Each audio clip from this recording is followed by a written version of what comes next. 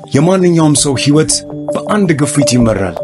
ብዙ መዝገበ ቃላት አንቀሳቀሰ ለሚለው ግስ መራ፣ ተቆጣጠረ ወይም አቅጣጫን ወሰነ የሚል ፍቺ ይሰጡታል።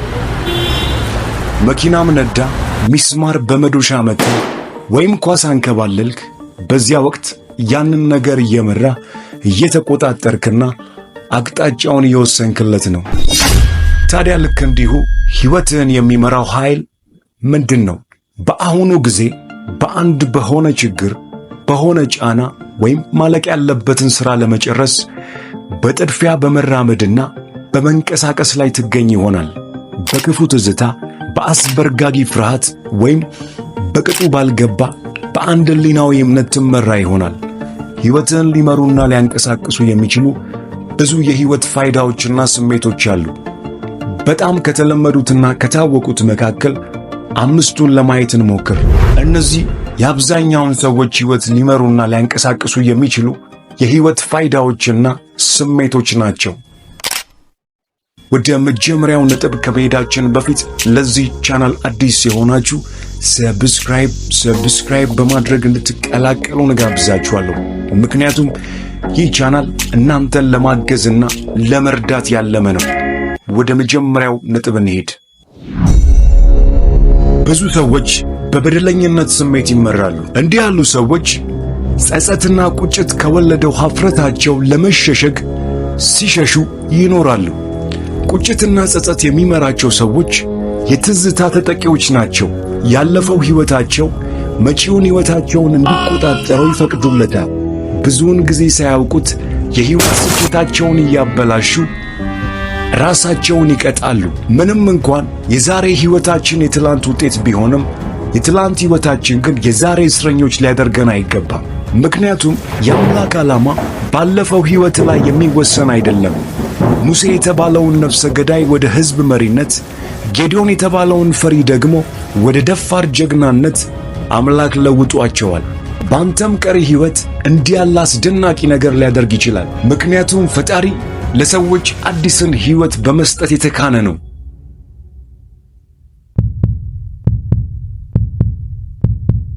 ብዙ ሰዎች በቂምና በቁጣ ይመራሉ። እንዲህ ያሉ ሰዎች ደረሰብን የሚሉትን ጉዳት ከማስወገድ ይልቅ አቅፈውት ይኖራሉ። የጉዳታቸውን ስቃይ በይቅርታ ከማስወገድ ይልቅ በመደጋገም ያብሰለስሉታል። አንዳንዶቹ ደግሞ ዝም በማለት ንዴታቸውን ውስጣቸው አምቀው ይዙታል።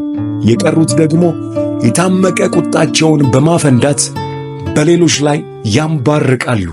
እነዚህ ሁሉ አጸፋዎች ጤናማ ያልሆኑና የማይጠቅሙ ናቸው። ያንተ ቂም መያዝ ቂም ቢያስክበት ሰው ላይ ከሚያደርሰው ጉዳት ይበልጥ የሚጎዳው አንተን ነው። የጎዳህ ወይም ያስቀየመ ሰው ድርጊቱን ረስቶት የራሱን ኑሮ እየመራ ይሆናል። አንተ ግን ያለፈው ቂምህን አምቀ በመያዝህ በብስጭት ትብሰለሰላለህ። ልብ በል፣ ከዚህ በፊት የጎዱ ሰዎች አልጥል ባልከው የገዛ ቂምህ ካልሆነ በቀር እየጎዱ ሊኖሩ አይችሉም። ያለፈው ነገር አልፏል፣ ምንም ሊቀይረው አይችልም። በመራርነት ራስን ብቻ ነው የምትጎዳው። በቃ ለራስህ ስትል ካለፈው ተማርና ተወው። ሞኙን ሰው ብስጭት ይገለዋል፣ ቂሉንም ቅናት ያጠፈዋል።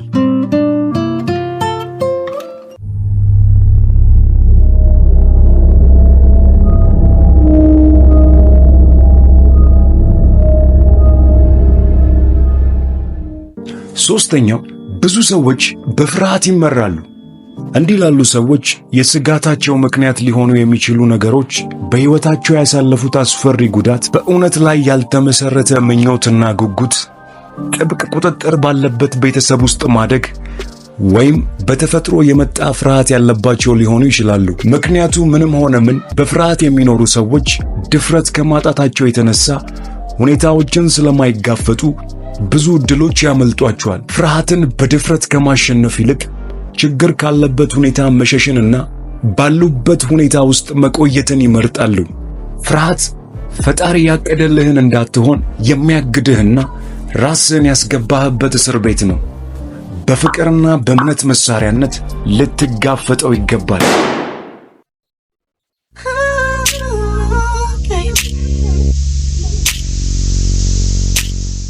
ብዙ ሰዎች ደግሞ ለመበልጸግ ባላቸው ጥልቅ ምኞት ይመራሉ። እንዲህ ያሉ ሰዎች የሕይወታቸው ዋና ግብ ሀብት ማግኘት ነው። እንዲህ ያለው ሁልጊዜ ይበልጥ ሀብት የመፈለግ ግፊት የሚመነጨው ብዙ ሀብት ሲኖረኝ ይበልጥ ደስተኛ፣ ይበልጥ ታዋቂና እነዚህ ሦስቱም አስተሳሰቦች ስህተት ናቸው። ሀብት ሊያስገኝ የሚችለው ጊዜያዊ ደስታን ነው። ምክንያቱም ቁሳዊ ነገሮች ስለማይለወጡ ያሰለቹናል። በመሆኑም አዳዲስ ትልልቅና የተሻሉ ነገሮችን እንደገና እንፈልጋለን። ብዙ ሀብት ካለኝ ይበልጥ የተከበርኩና ተፈላጊ ሰው ሆናለሁ የሚል የማይጨበጥ እምነትም አለ። እኛ ራሳችንን የተመንበት ዋጋ ከትክክለኛ ዋጋችን ጋር ተመሳሳይ አይደለም። ዋጋ አንተ አሉኝ በምትላቸው ውድ ነገሮች አይወሰንም። በሕይወት እጅግ ዋጋ ያላቸው ነገሮች ቁሳዊ ነገሮች እንዳልሆኑ ባለጠጎችን ጠይቅ፣ በትክክል ይነግሩሃል። ስለ ገንዘብ በጣም የተለመደውና የማይጨበጠው እምነት ብዙ ገንዘብ ካለኝ በሁሉ ነገር ዋስትናዬ በጣም የተጠበቀ ይሆናል የሚል ነው። በፍጹም አይሆንም። በተለያዩ ከአቅም በላይ በሆኑ ምክንያቶች ሀብት ወይም ገንዘብ በቅጽበት ይጠፋል። እውነተኛ ድነት ወይም ዋስትና የምታገኘው ፈጽሞ ማንም ሊወስድብህ ከማይችለው ከፈጣሪ ጋር ካለ ግንኙነት ብቻ ነው። አምስተኛውና የመጨረሻው ብዙ ሰዎች በሌሎች ዘንድ ተቀባይነትን በመፈለግ ማንነት ይመራሉ። እንዲህ ያሉ ሰዎች በወላጆቻቸው ወይ ልጆቻቸው ወይ ደግሞ አሳዳጊዎቻቸው አለዚያም ሌሎች ወዳጆቻቸው ከነሱ የሚጠብቁትን ነገር ለማሟላት የሚያደርጉት ጥረት ሕይወታቸውን እንዲቆጣጠር ይፈቅዳሉ። አንዳንድ ሰዎች ከጎለመሱ በኋላ እንኳን ለማስደሰት አስቸጋሪ በሆኑ ወላጆቻቸው ተቀባይነትን ለማግኘት ይፈልጋሉ። ሌሎች ደግሞ ሰዎች ስለነሱ የሚያስቡት ነገር እያስጨነቃቸው በእኩዮቻቸው ተጽዕኖ ይመራሉ። የሚያሳዝነው ግን ብዙ ሰዎችን ለማስደሰት የሚሞክሩ ሰዎች በሂደቱ ራሳቸውን ያጣሉ። ለስኬት የሚያበቁ ቁልፍ ነገሮችን በሙሉ ባላውቅም ለውድቀት የሚያበቃው ዋነኛው ነገር ግን ሁሉንም ለማስደሰት መሞከር ነው። በሌሎች አስተሳሰብ መመራት አምላክ ለሕይወትህ ያለውን ዓላማ እንድትስት የሚያደርግ መንገድ ነው። ምክንያቱም ማንም ሁለት ጌቶችን ማገልገል አይቻለውም። እነዚህ ሕይወትን ሊያንቀሳቅሱና ሊመሩ የሚችሉ ብዙ ሁኔታዎችና የሕይወት ፋይዳዎች እንዲሁም ስሜቶች መካከል አምስቱን ለማየት ሞክረናል። ሆኖም ግን አላስፈላጊ ጭንቀት፣ እርካታ ያጣ ሕይወት፣ ጥቅም ላይ ያላዋልከው ችሎታና ሌሎች ብዙ ነገሮች ሕይወትን ሊያሽከረክሩት ይችላሉ። ሁሉም ግን የትም የማያደርሱ ናቸው። እነዚህ በአብዛኛው የብዙዎችን ሕይወት የሚያንቀሳቅሱና የሚመሩ አቅጣጫን የሚወስኑን በጣም የተለመዱና የታወቁ የተሳሳቱ የሕይወት ምሪቶች ናቸው።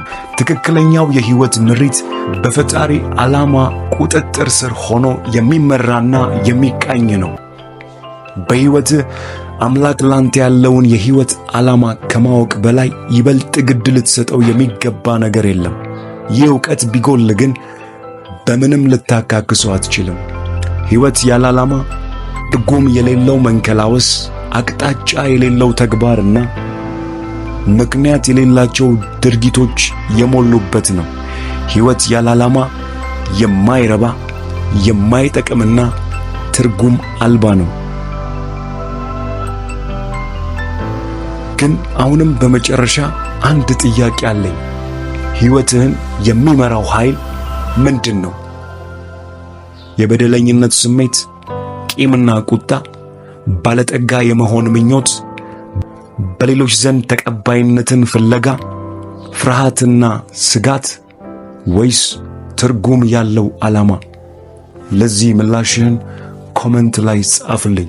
ይህ ቪዲዮ ከተመቻችሁ ላይክ፣ የዚህ ቤተሰብ አባል ለመሆን ደግሞ ሰብስክራይብ በማድረግ እንድትቀላቀሉ እጋብዛችኋለሁ።